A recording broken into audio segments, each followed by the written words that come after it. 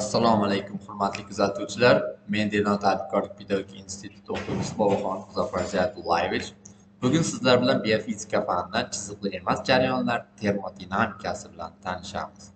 Reja chiziq jarayonlarning mohiyati, biologik tizimlarda entropiya, sel-energetik yondashuvlar va dispativ strukturalar haqida gaplashamiz. Biofizikada chiziqsiz jarayonlar termodinamikasi, biologik tizimlarning murakkab, o'zini o'zi tashkil qiluvchi chiziqsiz jarayonlarni tahlil qilishga imkon beruvchi muhim sohasi hisoblanadi. Chiziqsiz jarayonlar biologik tizimlarning muvozanatdan uzoq holatlarda qanday ishlashini tushunish uchun juda ham zarur hisoblanadi. Chiziqsiz jarayonlar fizik, kimyoviy va biologik tizimlarda sodir bo'ladigan murakkab, muvozanatdan uzoq holatlarni ifodalovchi jarayonlardir. Bu jarayonlar klassik chiziqli matematik modellar orqali tushuntirib bo'lmaydigan o'ziga xos xususiyatlarga ega bo'lib, ularning xatti-harakatlari murakkablik, o'z-o'zini tashkil qilish va dinamik barqarorlik kabi hodisalarni o'z ichiga oladi. Chiziqsiz jarayonlar muvozanatdan uzoq bo'lgan tizimlarda sodir bo'ladi. Jarayonlar orasida oddiy chiziqli bog'liqliklar mavjud emas. Katta amplitudalarning noaniqliklari tufayli tizimda yangi, o'z-o'zini tashkil qiluvchi holatlar yuzaga kelishi mumkin. Chiziqsiz jarayonlarning asosiy xususiyatlari. Birinchisi o'z-o'zini tashkil qilish. Masalan, hujayra ichidagi reaksiyalar, ATF sintezi va boshqa metabolik jarayonlarni misol keltirsak bo'ladi. Dinamika va murakkablik.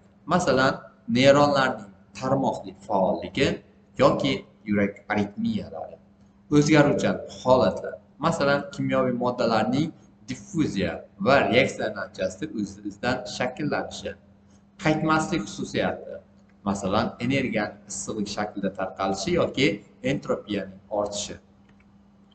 Chiziqsiz termodinamik jarayonlarga misol sifatida quyidagilarni ko'rsatishimiz mumkin. Biologik evolyutsiya, hayotning oddiydan murakkabga qarab rivojlanishi. Atmosferadagi girdoblar, tornadolar, siklonlar va konveksiya oqimlari. O'simliklarning o'sishi, molekulyar darajadagi tartiblanish energiya oqimi bilan boshqariladi. Kuchli darajada muvozanatlanmagan termodinamik tizimlarda oqimlar va kuchlar o'rtasidagi munosabat oddiy chiziqli formulalar bilan emas, balki murakkab nochiziq bog'lanishlar orqali ifodalanadi. Bu holatlarda tizim o'zini o'zi tashkil qilishi mumkin va yangi tartibli holatlar yuzaga chiqadi.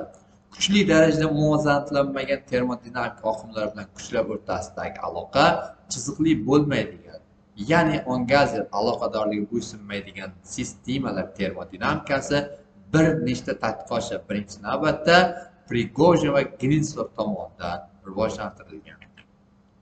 Kuchli darajada muvozanatlanmagan sistemalarda bunday o'zligidan tashkillanishining qaror topish hodisasi fizika, kimyo, ayniqsa va biologiyada muhim ahamiyatga ega.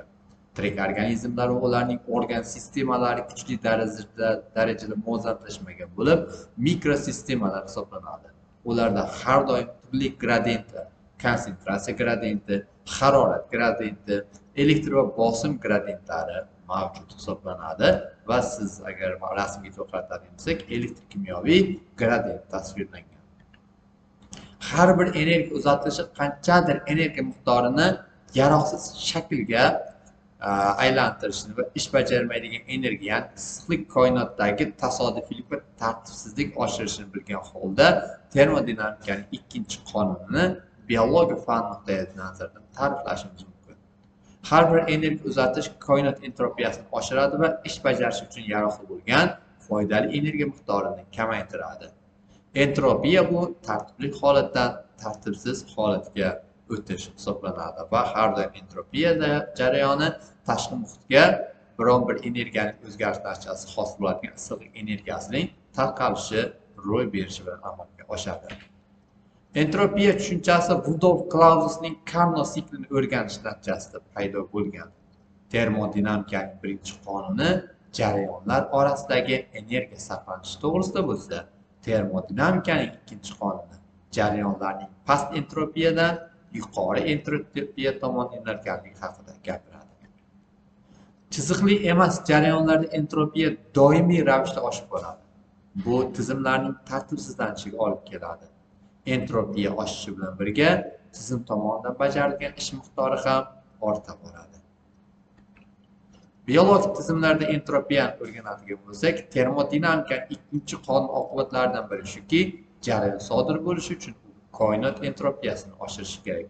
O'zimiz kabi boshqa tirik organizm haqida o'ylaganimizda bizda bir qancha savollar albatta uyg'onishi kuzatiladi. Tanamizda sodir bo'layotgan energiya almashinuvini ko'rib chiqadigan bo'lsak, aytaylik, yurganimizda sodir bo'ladigan energiya almashinuvini ko'rib chiqamiz. Tanamizda oldinga harakatlantirish uchun oyoq mushaklarimiz qisqarganda glyukoza kabi murakkab molekulalardagi kimyoviy energiyadan foydalanamiz va uni kinetik energiyaga aylantiramiz. Agar yuqoriga qarab yursak, kimyoviy energiyani potensial energiyaga aylantiramiz. Biotizimlar va chiziqli emas termodinamikasi bilan tanishadigan bo'lsak, bunga biz muvozanatsizlik, o'z-o'zini tashkil etish va nochiziqlik kabi xususiyatlarni keltirib ko'rsatishimiz mumkin. Muvozanatsizlik. Bunda biotizimlar doimiy ravishda muvozanatsiz holatlarda yashaydi. O'z-o'zini tashkil etish. Biotizimlar o'z-o'zini tashkil etish xususiyatiga ega, bu ularning rivojlanishida muhim rol o'ynaydi. Nochiziqlik bu murakkab biotizimlar nochiziqli xususiyatiga ega bo'lib, bu ularning xavotirligini va bashorat qilmaydigan xatti-harakatlarni belgilab beradi.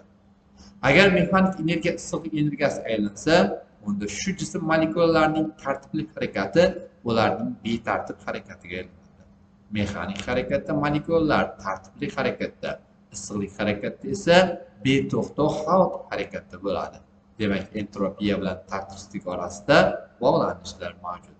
Katta tartibsizlik bilan xarakterlanadigan harakat tartiblashganroq holatga nisbatan katta termodinamik ehtimolga ega. Nemis olimi Haken shu xil o'zligidan tashkillanish jarayonlari uchun umumiy bo'lgan sinergetika atamasini taklif etgan. Sinergetikaning fizikaviy mohiyati shundan iboratki, muvozanatdan uzoqdagi nochiziq sohada sistema o'z barqarorligini yo'qotadi. Katta bo'lmagan funksiyalar sistemani ko'p sonli zarrachalarning birgalikdagi harakati orqali yangi rejimga olib chiqadi. Sinergetik yondashuvlarga biz 3 ta xususiyatni aloqador deb olishimiz mumkin. Bular butunlik, nochiziqlik, immersiyalik. Butunlik. Bunda sinergetik yondashuv tizimni butun holda o'rganadi, uning alohida komponentlar o'rtasidagi o'zaro aloqalarni hisobga oladi.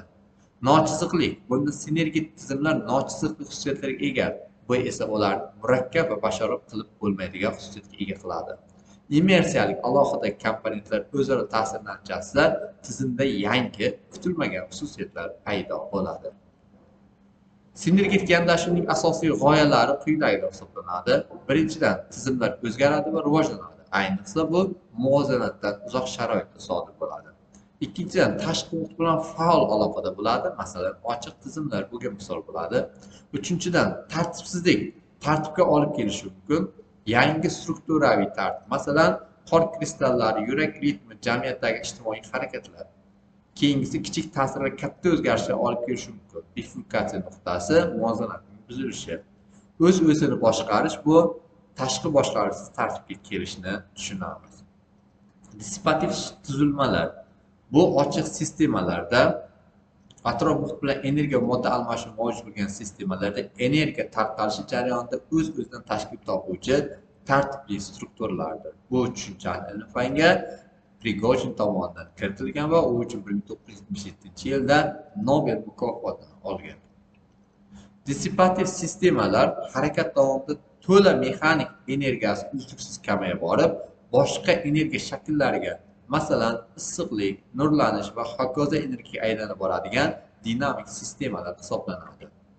Dissipativ sistemalarda mexanik energiyaning kamayib borish sur'atini tafsillovchi funksiya dissipativ funksiya deyiladi. Dissipativ sistemalarni konservativ va konservativ bo'lmagan sistemalardan farqlash kerak. Chunki dissipativ sistemalarda tashqaridan energiya olinmaydi va tashqariga energiya berilmaydi.